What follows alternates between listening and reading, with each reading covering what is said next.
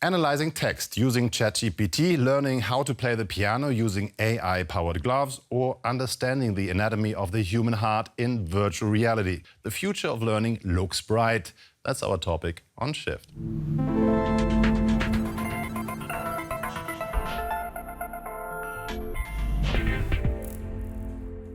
Using cutting-edge technology to reimagine the way we learn sounds pretty exciting. But in many schools around the world, like here in Germany, you'd be happy just to find a working computer. Still, innovative methods of teaching are being tested all the time. Studies show that students using VR and AR are more curious and more engaged. They also seem to learn more in comparison to a traditional classroom environment. Experts predict that the global market for VR in education will grow from about 8 billion euros in 2022 to more than 42 billion euros in 2027. So how does virtual reality in education work? Take a look. Van Gogh's masterpieces exhibited in the classroom, viewable in VR. Grazing mammoths in front of a VR school, and faraway planets suddenly an arm's length away. With the help of VR headsets and controllers, students at Redefine House Berkshire School can tackle their subject matter up close. Biology lessons are also far more interactive in virtual reality. You can have a big beating heart and you can see the flow of blood through it, and you can understand the chambers and the valves. It's literally walk through a heart, things like that. So yeah, really, really useful for children's deeper understanding of what they're studying. For teachers, this opens up many new possibilities. We've used virtual reality across every subject as part of our pilot for virtual reality. Some of the most impressive things we can do are science experiments that would otherwise be impossible or too dangerous to do in a classroom. Virtual reality is already being integrated into vocational training. Trainees at a Mercedes-Benz workshop use VR to practice painting cars. This way, they can learn to consistently keep the same distance, which is tricky for beginners. Education expert Benjamin Passen says it's an ideal use case. The advantage of interactive educational technologies like virtual reality or augmented reality lies in the possibility of practicing different scenarios without the risk of damaging material or putting people in harm's way. You can also repeat the same scenario over and over again, so there's a practice effect. Getting your reps in virtual reality definitely has its advantages. Imagine the benefits for surgical students who can hone in their skills in a VR environment. Researchers in Dresden are working on something called the Internet of Skills. The idea is to equip people with smart gadgets so they can learn from the comfort of their own home. Check it out. Learning real-world skills using AI. Researchers are experimenting with machines that could one day teach us complex activities like surfing.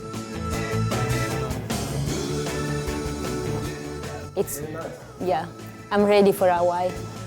A smart suit fitted with sensors is also in development. The user's movements are recorded and compared to what they should ideally be. The data is stored in the cloud. The user receives feedback through visual cues or movements from the suit. A small motor called an actuator converts electrical signals into motion. Here at SETI, we want to build the Internet of the future, what we call the tactile Internet. So far, the Internet has provided access to information.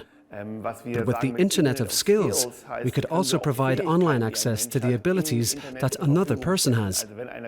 So if someone is good at baking or playing the piano, you can learn that skill from home or have it performed for you at home.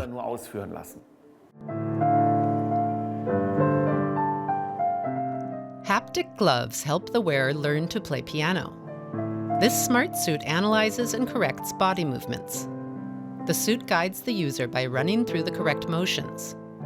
The proper posture is demonstrated, and you can concentrate on the precise finger positions.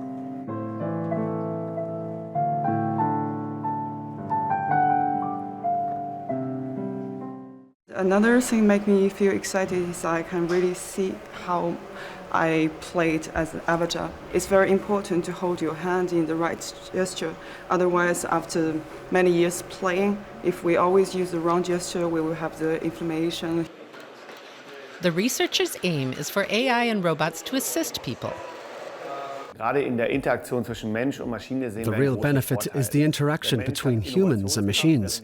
Humans have the power of innovation, while machines are good at repetitive tasks. And that's something we need to keep saying to people, because there's this fear that robots and AI will take over when actually we still need humans to drive innovation. Humans and machines treading new ground together. ChatGPT has also opened up new avenues in education. Released in November 2022, this AI tool had more than 1 million users in just 5 days. But what's so special about it? Here are 3 tips on how you can make the most of this chatbot. No time to read a full article? ChatGPT can summarize it. Just copy and paste the link and ask the AI chatbot to write up some bullet points. The topic is too complex to understand? Ask the chatbot to break it down for you, step by step. You're having trouble with research? ChatGPT can help find sources or give you a general overview. But beware, ChatGPT's training data can quickly become outdated. Although developers are experimenting with search features that include current events, they're only available to paid subscribers. And don't forget, every answer provided by ChatGPT needs to be fact-checked. And students especially should take note. Universities are currently debating if and how AI tools like ChatGPT should be used in the future, and how that might change our understanding of authorship. Completely banning AI tools is probably not going to work, though. The best solution is not to ban AI technologies, but instead to determine with students the most effective methods to create high-quality texts. And that doesn't simply mean letting AI write the text. Instead, students could work with the AI to develop several iterations of a text and then flesh out their own argument with the help of this AI tool. Artificial intelligence is basically like a giant toolbox. If you know how the tools work and which to use to fix a specific problem, it can be really useful. At Deutsche Welle, we do not currently publish any journalistic work produced from generative AI, but DW is looking for ways to responsibly harness the potential of so-called large language models. When it comes to comment moderation on social media, can ChatGPT help write a program that generates replies or filters out offensive or discriminatory comments? We turn to the chatbot to try and do just that. I can say, I have no idea of coding, for example, which is what we did, and it will reply, okay, let's help you with that. And it worked. In no time, one team had managed to create a prototype with the help of ChatGPT. I'm a journalist, right? I'm not a coder, but I can do these things because I get help with AI, and it's just expanding your capabilities. The journalists give directions as to what the program should do, and the AI bot writes the code. I asked for a code, it gave me a code, but I had no idea how the code works. It's just numbers and digits to me, some alphabets to me, but I don't know how it produced, what's the idea behind the code, all these things. So I don't really imagine it to be a teacher, but definitely I'm very sure it will help you. Benjamin Paassen cautions against viewing AI tools as independent and autonomous. I don't think of AI tools as their equals. AIs aren't conscious human beings. They're tools that can support us in our work. And I believe teamwork between humans and AI supporting educational technology, these AI tools, can be more effective and produce a higher quality output than either humans or AI tools on their own. But there's more to digital learning than AI. So-called edutainment apps are fun but also informative. Loveland, for example, is used for sex education. Questions on this topic aren't always easy to ask, and answers from the internet aren't necessarily correct. These students in Cape Town have a special assignment today. They're testing out the edutainment game Loveland. We need young people to help us to create the game and give us critical feedback and say, oh, this is really boring, oh, and this is really cool. The game deals with a difficult topic amongst teenagers, sex education, without the stigma or the shame. In the game, users need to complete levels on different islands that each stand for an issue of their own, like contraception or mental health. 14-year-old Sibulele and her friends have already tested the app. The thing that I like about the app, it is not offensive. It is you learn, but you're also playing at the same time. The game doesn't only focus on sex, because it also focuses on boosting people's lows, boosting people's self-esteem. Karen Stierlin has tested the app in many countries. She realised that teenagers around the world usually have the same questions, and they often trust misinformation from the internet. I experienced them very interested and very eager to learn, but you need to give them the space, the safe space. So that's what we try to make with Loveland, with only proper and age-appropriate information. The long-term consequences of lack of sexual education are often very hard and kicks them out of economy and social life. Sibulele agrees that there's a lack of proper sex education in her community.